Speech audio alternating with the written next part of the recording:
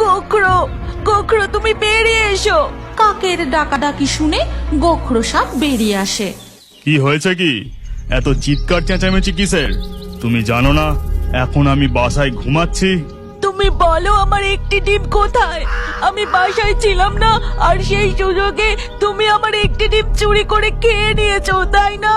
আমি তোমার ডিম খেতে যাব কেন? আমি তো সকালে ব্যাঙ শিকার করে বাসায় ঢুকে গেলাম, তারপর থেকে তো আমি বাসা থেকে বেরোইনি। তুমি যাও তো এখান থেকে, চিৎকার করে আমার ঘুমটাই নষ্ট করে দিলে।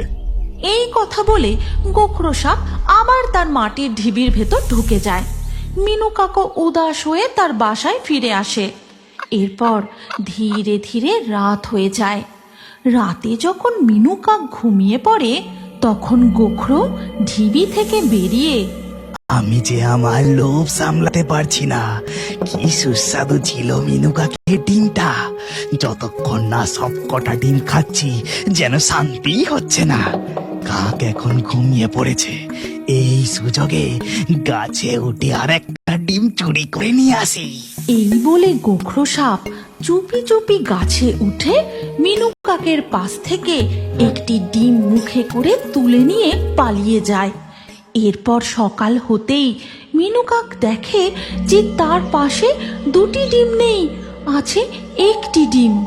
হায় হায় হায়, এ কি হয়ে গেল?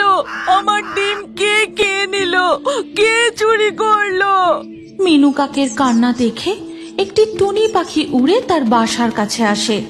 কাকের মুখে সমস্ত ঘটনা শুনে টুনি পাখি বলে, আমি নিশ্চিত ওই গোখরো সাপই তোমার দুটি ডিম খেয়েছে।